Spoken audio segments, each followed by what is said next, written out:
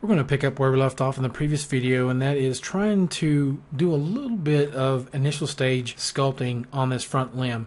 We're not trying to reach a high detail stage at this point. We're just trying to block out some of the initial shapes. And I'm going to switch to a sharper brush alpha so that I can work in this crease area a little bit more to deepen that somewhat. And I think I'm also going to switch to the first draw mode in the E panel. The reason for that is because it has both radius and depth modulation with your stylus pressure. It typically will start out very small with your radius, and that means it's going to be rather sharp with very light pressure. So when you add that in conjunction with a sharp brush alpha, it's ideal for situations like this. I'm now going to switch to the second brush draw mode, and it differs in the sense that it does not have radius modulation with pen pressure. It only has depth and opacity. You'll find this is ideal for situations where you want broad strokes that are rather constant and a little bit softer. And that's what I'm going for here.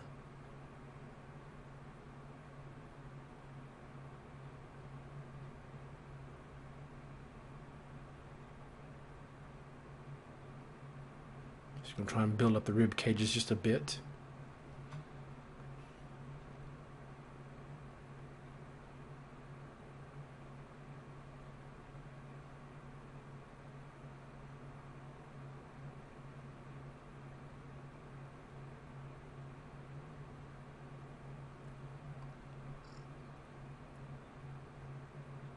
And I'm trying to avoid going into an intermediate or high detail stage at this point. It's tempting to do so, but again, I want to just keep it very rough and very basic.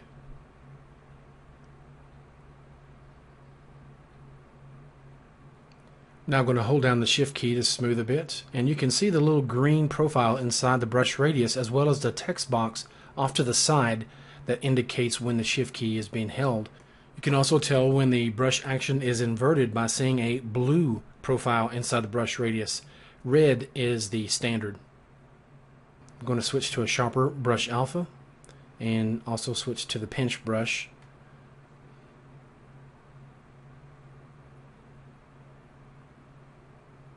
And I'm going to try a preset that I've already created for creating creases.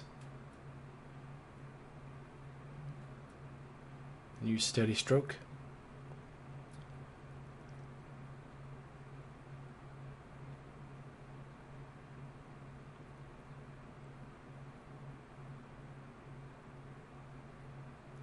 So whichever brushes you use most often, you definitely want to save presets that have different brush alphas, maybe different attributes, and name them accordingly in your presets, and just do that right away. That way you don't have to waste a lot of extra time having to change your parameters each time you're working with your favorite brushes.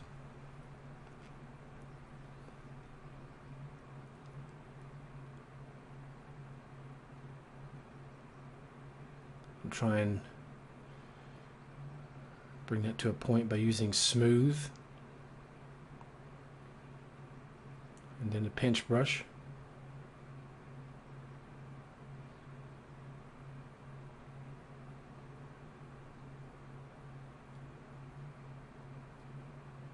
Could also use the move brush or move tool and just pull that out to a point as well. A couple different ways you could approach it. I think I probably need to reshape this part of the limb, give it a little bit more structure in, I guess, what you would call the wrist area. So I'll switch to the move brush and just kind of start pulling some of this area out.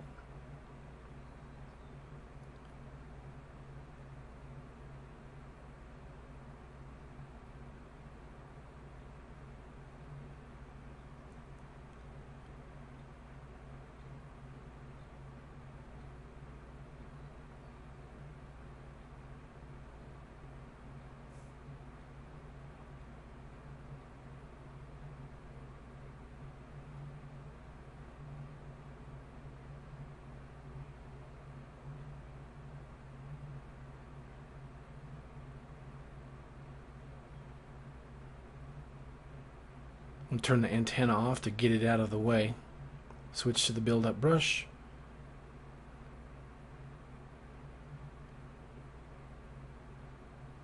And do just a little bit more sculpting in the shoulder region.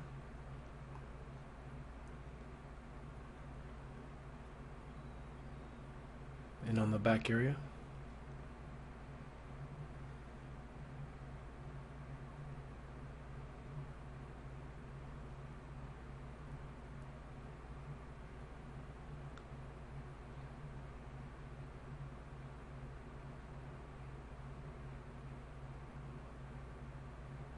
Go back to crease clay.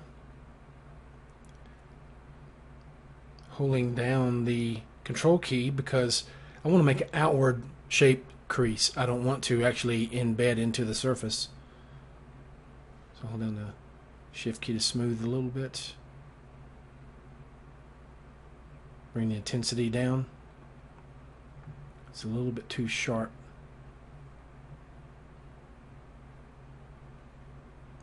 So go back to the build-up brush.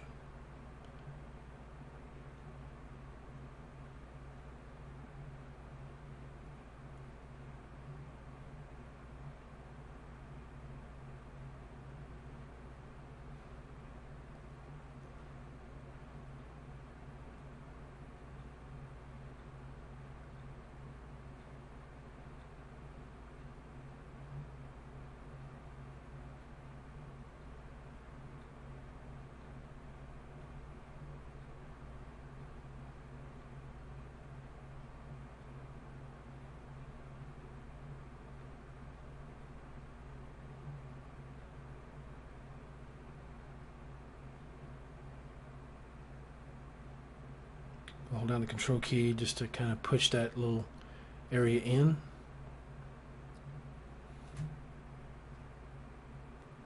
I think that'll suffice for now. We'll come back to that area later on. I probably should rename the layer to body, something I should have done early on.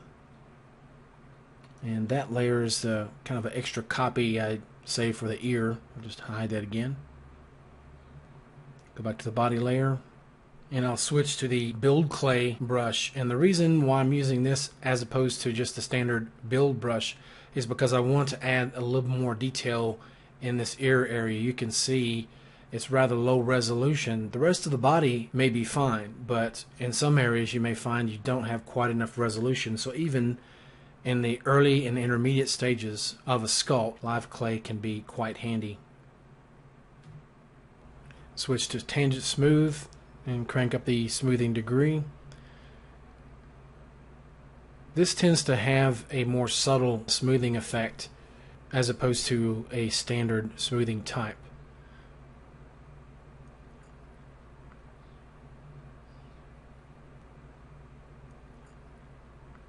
Go back to the build clay brush. I'm just continuing to add a little bit of shape to the ear.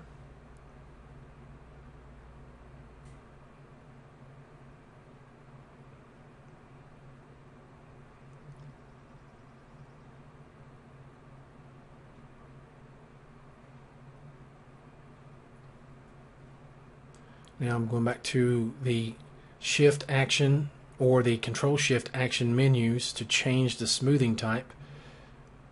In this case I changed the control shift action menu to tangent smooth, and the shift action is powerful smooth. So basically you have two different menus you can choose from. These two menus allow you to quickly switch between smoothing options, and you have a full menu of different options to choose from. But remember, you have to be in surface mode in order to utilize them.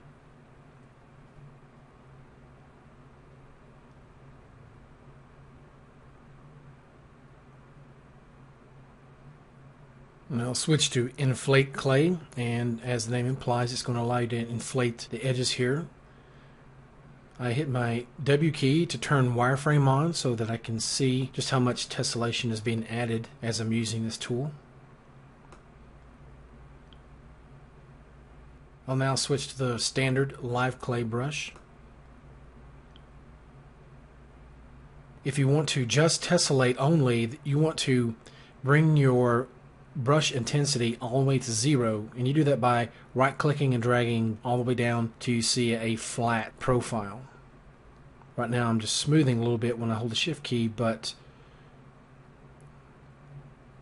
again with live clay I can simply just bring my intensity down to 0, and it will only tessellate. It won't do any sculpting at all. Another option for this actually is in the shift key and the control shift key menus, and that is add detail and extra detail. So instead of having to use the live clay brush, you can use either of those two options on the fly. But you naturally have more options with the live clay brush to add tessellation. As you can see in the tool options panel, you can increase or decrease the level of detail under your brush. You can also add detail by reducing the size of your brush. The smaller it is, the higher it's going to subdivide. The larger the brush, the less it's going to actually subdivide.